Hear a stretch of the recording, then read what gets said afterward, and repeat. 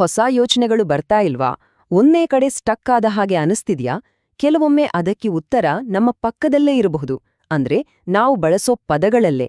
ಇಂದು ನಮ್ಮ ಸೃಜನಶೀಲತೆಗೆ ದಾರಿ ಮಾಡುವ 3 ತುಂಬಾನೇ ಸರಳವಾದ ಪದ ಆಧಾರಿತ ತಂತ್ರಗಳನ್ನ ನೋಡೋಣ. ಆ ಕ್ರಿಯೇಟಿವ್ ವಾಲ್ ಅಂತ ಹೇಳ್ತಾರಲ್ವಾ, ಅದಕ್ಕೆ ತಲೆ ಬಡಿದುಕೊಂಡ ಅನುಭವ ನಿಮ್ಮೆಲ್ಲರಿಗೂ ಆಗಿರುತ್ತೆ. ಅದು ಸಹಜ. ತುಂಬಾನೇ ನಿರಾಶೆ ಆಗುತ್ತೆ. ಆದ್ರೆ ಅದರಿಂದ ಹೊರಗೆ ಬರೋದಕ್ಕೆ ದಾರಿ ಇದೆ. ಪರಿಹಾರ ಅದು ನಾವು ಬಳಸೋ ಪದಗಳಲ್ಲೇ ಅಡಗಿದೆ. ನಮ್ಮ ಶಬ್ದ ಭಂಡಾರವನ್ನು ಸ್ವಲ್ಪ ಬದಲಾಯಿಸಿದ್ರೆ ಸಾಕು, ನಮ್ಮ ಯೋಚನೆ ಮಾಡೋ ರೀತಿಯೇ ಸಂಪೂರ್ಣವಾಗಿ ಬದಲಾಗಿ ಹೊಸ ಹೊಸ ಐಡಿಯಾಗಳು ಹುಟ್ಟೋಕ್ ಶುರುವಾಗುತ್ತೆ. ಸರಿ, ಹಾಗಾದ್ರೆ ಮೊದಲ ವಿಧಾನದಿಂದ ಶುರು ಮಾಡೋಣ. ಇದರ ಹೆಸರು ಡಿಕ್ಷನರಿ ಲಿಂಕಿಂಗ್. ಇದರ ಸೌಂದರ್ಯವೇ ಇದರ ಸರಳತೆ. ಇಲ್ಲಿ ನಾವು ಆಕಸ್ಮಿಕವಾಗಿ ಸಿಗುವ ವಿಷಯಗಳನ್ನ ನಮ್ಗೆ ಅನುಕೂಲವಾಗೋ ಹಾಗೆ ಬಳಸ್ಕೊಳ್ತೀವಿ. ಕೇಳೋಕೆ ತುಂಬಾನೇ ಸಿಂಪಲ್. 2 ಹಂತಗಳು. ಮೊದಲನೇದು, ಒಂದು ಡಿಕ್ಷನರಿ ತೆಗೆದು ಕಣ್ಮುಚ್ಚಿ ಯಾವುದಾದ್ರೊಂದು ಪದದ ಮೇಲೆ ಬೆರಳಿಡಿ. 2ನೇದು, ಆ ಪದದ ಅರ್ಥ ಏನು ಅಂತ ನೋಡಿ ಅದನ್ನ ನಿಮ್ಮಲ್ಲಿರುವ ಸಮಸ್ಯೆಗೆ ಹೇಗೆ ಜೋಡಿಸ್ಬೋದು ಅಂತ ಯೋಚಿಸಿ. ಅಷ್ಟೇ. ಇದನ್ನ ನಿಜವಾಗಿ ಮಾಡಿ ನೋಡೋಣ. ಅನ್ಕೊಳ್ಳಿ, ನಿಮ್ ಮುಂದಿರೋ ಚಾಲೆಂಜ್ ಭಾರತದಲ್ಲಿ ಒಂದು ಹೊಸ ಸೇವೆಯನ್ನ ಲಾಂಚ್ ಮಾಡ್ಬೇಕು. ಸರಿ, ಡಿಕ್ಷನರಿ ತೆಗಿತೀರಾ, ಕಣ್ಣು ಮುಚ್ಚಿ ಒಂದ್ ಕಡೆ ಬೆರಳಿಡ್ತೀರಾ. ಅಲ್ಲಿ ಬರ್ತಾ ಇರೋ ಶಬ್ದ ಬಾಳೆಹಣ್ಣು. ಬಾಳೆಹಣ್ಣು. ಇದ್ರಿಂದ ಏನ್ ಮಾಡೋಕ್ಕಾಗುತ್ತೆ? ನೋಡಿ, ಎಷ್ಟೇ ವಿಚಿತ್ರವಾಗಿ ಕಂಡ್ರೂ ಇದು ಹೇಗೆ ಕೆಲ್ಸ ಮಾಡುತ್ತೆ ಅಂತ. ಬೆಕ್ಕು ಅಂತ ಶಬ್ದ ಬಂತಾ? ಬಹುಶಃ ನಿಮ್ಮ ಬ್ರ್ಯಾಂಡ್ಗೆ ಒಂದು ಕೂಲ್, ನಿಗೂಢ ವ್ಯಕ್ತಿತ್ವ ಕೊಡ್ಬೋದು. ಹಡಗು. ಮೊದಲಿಗೆ ಸಮುದ್ರ ತೀರದ ಪಟ್ಟಣಗಳಿಂದ ಶುರು ಮಾಡಿ ನಂತರ ವಿಸ್ತರಿಸಿಕೊಂಡು ಹೋಗ್ಬೋದು. ಬಾಳೆಹಣ್ಣು. ನಿಮ್ಮ ಮೆಸೇಜನ್ನ ಬಾಗಿಸಬಹುದು. ಅಂದ್ರೆ ಮೊದಲು ಒಂದು ಆಕರ್ಷಕ ವಿಷಯದಿಂದ ಶುರು ಮಾಡಿ ನಂತರ ನಿಧಾನವಾಗಿ ಅದನ್ನ ನಿಮ್ಮ ಮುಖ್ಯ ಪ್ರಾಡಕ್ಟ್ನ ಕಡೆಗೆ ತಿರುಗಿಸೋದು. ನೋಡಿ, ಎಂಥ ಅಸಂಬದ್ಧ ಪದಗಳಿಂದ ಕೂಡ ಹೇಗೆ ಪ್ರಾಕ್ಟಿಕಲ್ ಆದ ಸ್ಟ್ರಾಟಜಿಗಳು ಹುಟ್ಟುತ್ತೆ. ಮೊದಲ ವಿಧಾನ ಪೂರ್ತಿ ರ್ಯಾಂಡಮ್ನೆಸ್ ಬಗ್ಗೆ ಇತ್ತು. ಈಗ 2ನೇ ವಿಧಾನ, ರ್ಯಾಂಡಮ್ ಪೇರ್ಸ್ ಅಥವಾ ಆಕಸ್ಮಿಕ ಜೋಡಿಗಳಿಂದ ಇನ್ನೊಂದು ಹೆಜ್ಜೆ ಮುಂದೆ ಹೋಗೋಣ.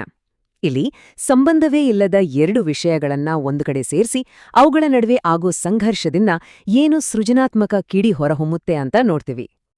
ಇದರಲ್ಲಿ 3 ಹಂತಗಳಿವೆ. ಮೊದಲು 2 ರ್ಯಾಂಡಮ್ ನಾಮಪದಗಳನ್ನ ಆರಿಸ್ಕೊಳ್ಳಿ. 2ನೇದು, ಅವು ಹೇಗೆ ಒಂದಾಗ್ಬೋದು ಅಥವಾ ಒಂದಕ್ಕೊಂದು ಹೇಗೆ ವರ್ತಿಸ್ಬೋದು ಅಂತ ಯೋಚನೆ ಮಾಡಿ. ಮತ್ತು ಕೊನೆಯದಾಗಿ, ಆ ಕಾಂಬಿನೇಷನ್ಸ್ಗಳಿಂದ ಬಂದಿರೋ ಯೋಚನೆಗಳನ್ನ ನಿಮ್ಮ ಸಮಸ್ಯೆಗೆ ಅನ್ವಯಿಸಿ. ಸರಿ, ನಮ್ಮ ಮೊದಲ ರ್ಯಾಂಡಮ್ ನಾಮಪದ ಅದು ಬಾಗಿಲು.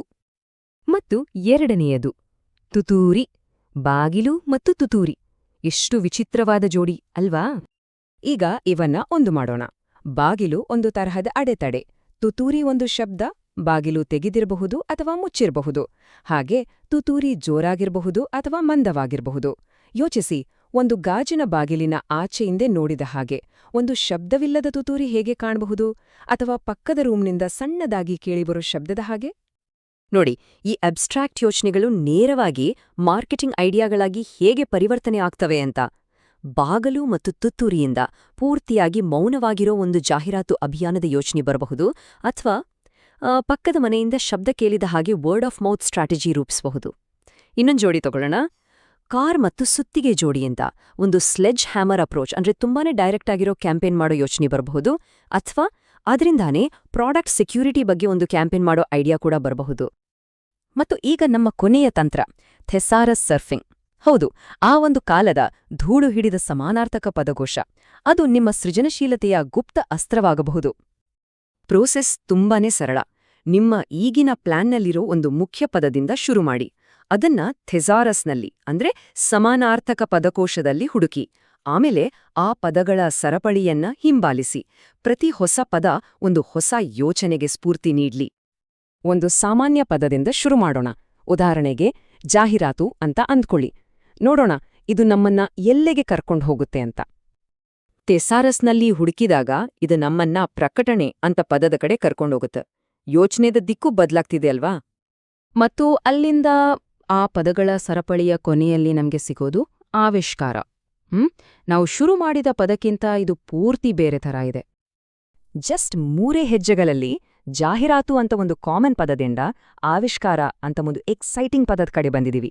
ಈಗ ನಿಮ್ ಮೆಸೇಜ್ ನಮ್ಮ ಹೊಸ ಸೇವೆಯನ್ನ ಖರೀದಿ ಮಾಡಿ ಅನ್ನೋದಕ್ಕಿಂತ ನಾವು ಮಾಡಿರೋ ಒಂದು ಅದ್ಭುತ ಆವಿಷ್ಕಾರದ ಕಥೆಯನ್ನ ಕೇಳಿ ಅಂತ ಆಗತ್ತೆ. ಇದು ಜಾಸ್ತಿ ಪವರ್ಫುಲ್ ಅನ್ಸಲ್ವಾ? ಇನ್ನೊಂದು ಚಿಕ್ಕ ಉದಾಹರಣೆ ನೋಡಿ. ಪ್ರಚಾರ ಮಾಡು ಅಂತ ಇರೋ ಪದದಿಂದ ಬಹಿರಂಗಪಡಿಸು ಅಂತ ಆಗುತ್ತೆ. ಇದರಿಂದ ಒಂದು ಸೀಕ್ರೆಟ್ ಅನ್ನ ರಿವೀಲ್ ಮಾಡಿದ ಹಾಗೆ ಕ್ಯಾಂಪೇನ್ ರೂಪಿಸಬಹುದು.